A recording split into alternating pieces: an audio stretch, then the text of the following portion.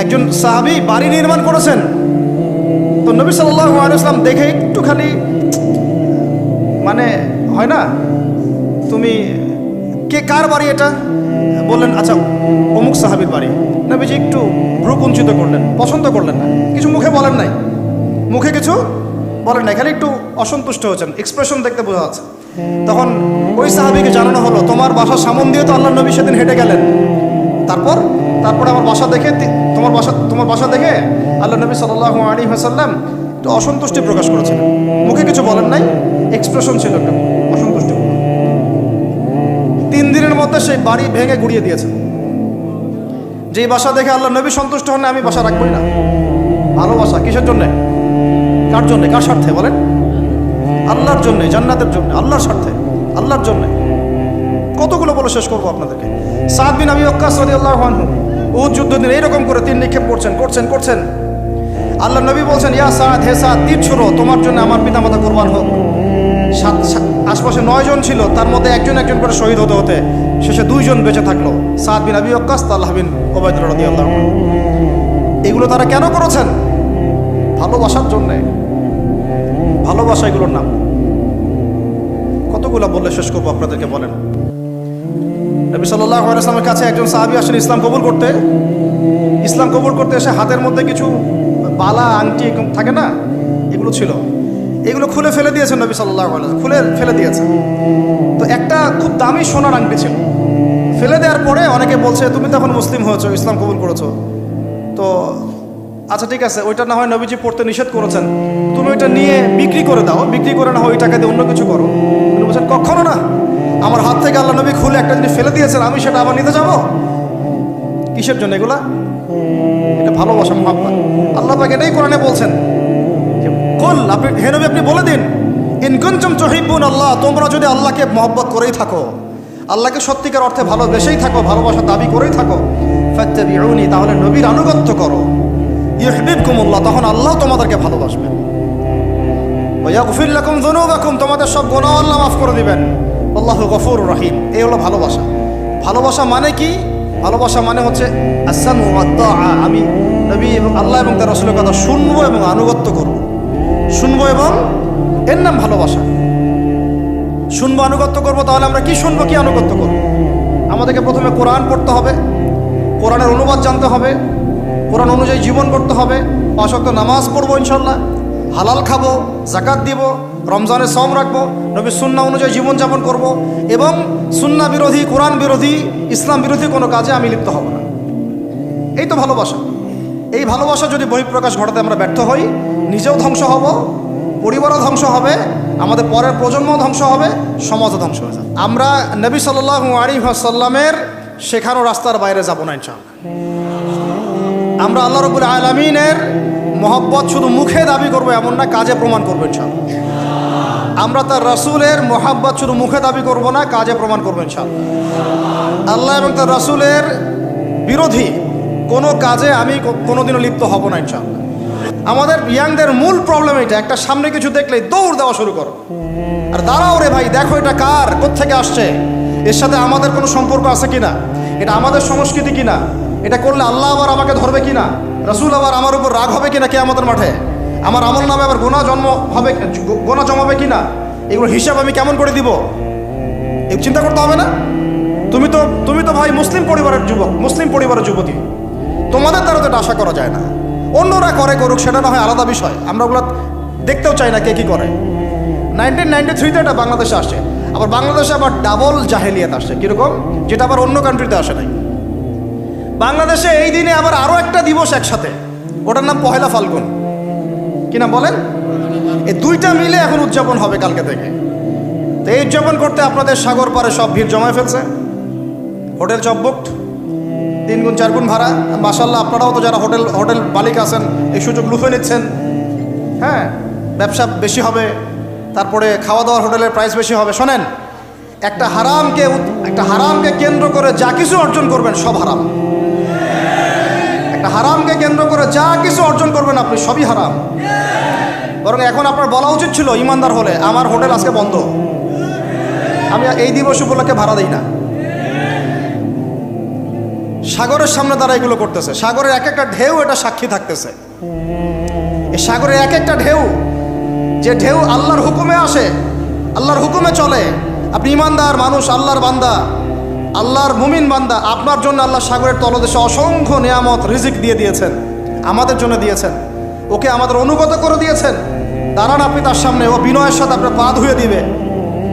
সাগর বিনয়ের সাথে আপনার কি করবে? পা ধুয়ে দিবে। আর এই সাগরকে আল্লাহ যদি কোনোদিন বলেন এইখানে এরকম এই অশ্লীলতা হয়েছে, বেহায়াপনা হয়েছে, জেনা হয়েছে, ব্যভিচার হয়েছে, সমকামিতা হয়েছে, এই সাগর তুমি এই সমস্ত এলাকাবাসীকে ধ্বংস করে দাও, কি করবেন সেদিন? ঠেকাতে পারবেন? আমি কাউকে সন্তুষ্ট করার জন্য কথা বলছি না, আর কারো অসন্তুষ্টির পরও আমি করছি না। যেটা হক সেটা আমাকে বলতে হবে। কারণ যদি আমি না বলি, ওই গজব আসলে আমি সদ্য ধ্বংস হয়ে যাব।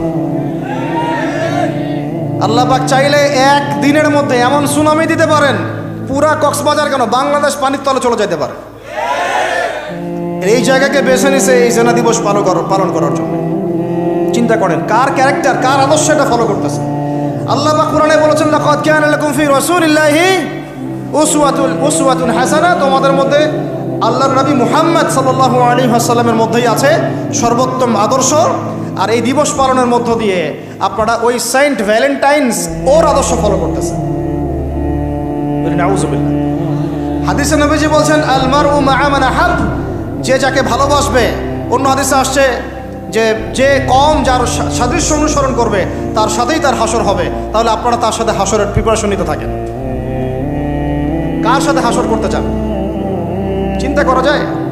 আনাস রাদিয়াল্লাহু আনহু বলতেন যে আমি আল্লাহর নবীকে ভালোবাসি, আমি আবু বকরকে ভালোবাসি, আমি ওমরকে ভালোবাসি রাদিয়াল্লাহু আনহুম আজমাইন।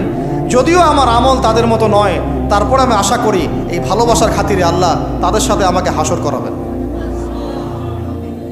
চিন্তা করা যায়। আজকে একটা হাদিস পড়ছিলাম যে কিয়ামতের মাঠে শহীদরা পর্যন্ত ঈর্ষান্বিত হবে, নবীরা ঈর্ষান্বিত হবে একদল মানুষকে দেখে, যে আল্লাহ পাক তাদেরকে নূর দিবেন, চেহারা আলোকিত হয়ে থাকবে। তারা শহীদ হয় নাই, তারা নবীও ছিল না, বরং তারা তাদেরকে দেখে ঈর্ষান্বিত হবে। আল্লাহ পাক বলবেন, এরা আমার সেই সব বান্দা যারা একে অপরকে মহব্বত করতো শুধু আমার সন্তুষ্টির জন্যে। আর আমরা জেনাকে মহব্বত নাম দিয়েছি। এখন আমি এই জায়গাটা থেকে একটু ভিতরে যাই। দেখেন 1993 সালে এটা চালু হওয়ার পর থেকে কি হলো, আসলে হলোটা কি দেখেন। হলো মানে কি, একটু মনোযোগ দাও আমার দিকে তোমরা ইয়াংরা। যখন এটা লাইসেন্স পেয়ে গেল, পৃষ্ঠপোষকতা পাচ্ছে, তখন আসলে হচ্ছেটা কি? একটা জিনিস লাইসেন্স ছিল না, পৃষ্ঠপোষকতা ছিল না, মানুষ অল্প কিছু মানুষ করতো, সেটা আলাদা বিষয়।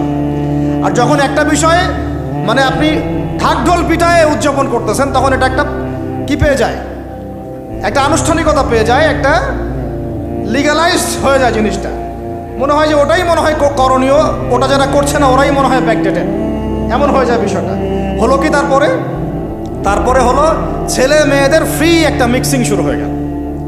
ছেলে মেয়ে মানে আল্লাহ পাক যে বলেছেন যে তোমরা দৃষ্টি নিচু করো, এটা যে কোরআনে আছে যে একটা গায়রে মাহরামের দিকে চোখ পড়লে যদি খারাপ চিন্তা চলে আসে চোখটা কি করো, নিচু করো, ছেলে হোক মেয়ে হোক। এই আয়াত কোরআনেই পড়ে থাকলো, চক্ষু নিচু করো তো দূরের কথা, চোখে চোখ রেখে এখন কিস করতেছে মনে করেন বিষয়টা, তাই না? কথা কি বুঝতে পারেন? আল্লাহ পাক কোরআনে বলছেন, আমি শর্ট করে বলতেছি যেটা আপনাদের টাইমটাও মানে একটা ফ্যাক্ট, আপনারা বাসায় গিয়ে পড়ে দেখবেন। আল্লাহ পাক কোরআনে বলেছেন, ওয়ালা তাকরাবা হাযিহিশ শাজারা। একটু বোঝার চেষ্টা করেন। এই কথাটা আল্লাহ পাক বলেছেন আমাদের পিতা এবং মাতাকে, আদম আলাইহিস সালাম এবং হাওয়া আলাইহিস সালামকে। দেখো তোমরা জান্নাতের সব জায়গায় ঘোরো, খাও, কোনো সমস্যা নাই। ওয়ালা তাকরাবা হাযিহিশ শাজারা, এই গাছে উঠবা না, কথাটা এমন না। এই গাছের পাতা ধরবা না, কথাটা এমন না। এই গাছের ফল টান দিও না, কথাটা এমন না। এই গাছের ছায়ায় বসিও না, কথাটা এমন না। আল্লাহ পাক বলছে ওয়ালা তাকরাবা, এই গাছের কাছেও, আরো জোরে বলেন, এই গাছের কাছেও যেও না। ফল খাওয়া তো দূরের কথা, গাছে উঠা তো দূরের কথা, গাছের নিচে বসা তো দূরের কথা, কাছেও সেম কথা আল্লাহ পাক সূরা বনী ইসরাঈলের মধ্যে বলছেন, ওয়ালা তাকরাবুজ জিনা, তোমরা জিনার কাছেও। বলা হয় নাই যে তুমি দেখা সাক্ষাৎ করো না, ভ্যালেন্টাইন্স ডে পালন করো না, তথাকথিত তুমি ওর হাত ধরো না, তুমি ওর দিকে খারাপ নজরে তাকিও না। তুমি ওকে কিস করো না, তুমি শখ করো কিন্তু মানে বিশেষ কাজটা করো না, তার সাথে অন্তরঙ্গ মিলিত হয়েও না, এগুলো বলা হয়নি। কি বলা হচ্ছে? ওর কাছেও। আর আমরা এখন কাছে কাছে যেও না আল্লাহ কোরআনে বলেছেন, আর সমাজ বলতেছে এটাই হলো কাছে আসার গল্প। এটা কি কাছে আসার? তাহলে কোরআন একদিকে যাচ্ছে, সুন্নাহ একদিকে যাচ্ছে, আপনার ইসলাম একদিকে যাচ্ছে, আল্লাহ একদিকে, রাসূল একদিকে, সমাজ। তাহলে নিঃসন্দেহে এই সমাজের উপর আল্লাহর বরকত নাজিল হবে, আল্লাহর রহমত আসবে। এটা বোঝার চেষ্টা করেন। এরপরে কি হলো? 93 পর থেকে ফ্রি মিক্সিং বেড়ে গেল। এখন দিবস পালন, আপনি তো পরিবারের পিতামাতাও মেনে নিচ্ছে যে আরে এটা তো ছেলেমেয়েরা এখন করেই, সমস্যা কি? ফ্রি মিক্সিং বেড়ে গেল। ফ্রি মিক্সিং বাড়া মানেই জেনা বাড়া। এখন অবৈধ সম্পর্ক বেড়ে গেল, কেউ এটাকে জেনা মনেই করবে না। জেনা হয়ে গেল সহজ, একদম সহজ। যেই জেনার কারণে সমাজে এমন মহামারী নেমে আসে, এমন রোগ নেমে আসে যেটা আগে কখনো ছিল না। কে টিকতে পারছে? ফেরাউন টিকতে পারছে? নমরুদ টিকতে পারছে? কে টিকতে পারছে পৃথিবীতে? আদ জাতি, সামুদ জাতি, কওমে নূহ, কওমে শুআয়ব, কে টিকতে পারছে? এখনকার নব্য যারা ফেরাউন, নব্য নমরুদ, নব্য আবু জাহেল, এরাও টিকতে পারবে? কোশ্চিন কালো না। দেখেন তারপরে ফ্রি মিক্সিং বেড়ে গেল, প্রেমিক প্রেমিকা কপত কপতি, যুগল বিনিময়, যুগলবন্দি হচ্ছে। তারপরে জেনা বেড়ে গেল, পরকীয়াও বেড়ে গেল। জেনাও বেড়ে গেল, পরকীয়াও বেড়ে গেল। অথচ কোরআন বলছে জেনা করলে কোরআনের শাস্তি হচ্ছে 100 বেত্রাঘাত দিতে হবে। কতটা? আর ওইটা আপনি দিবস পালন করতেছেন এখন। আল্লাহ বলছেন এটা করলে 100 বেত্রাঘাত, আর 1 বছরের জন্যে ওই এলাকা থেকে নির্বাসন। এটা কোরআন বলছে, সূরা নূরের আয়াত 2 নম্বর 3 নম্বর আয়াত। এটা বলছে কোরআন, কথা বলছে এটা। আর সমাজ বলতেছে আসো কাছে আসার গল্প, আরো জেনা করো।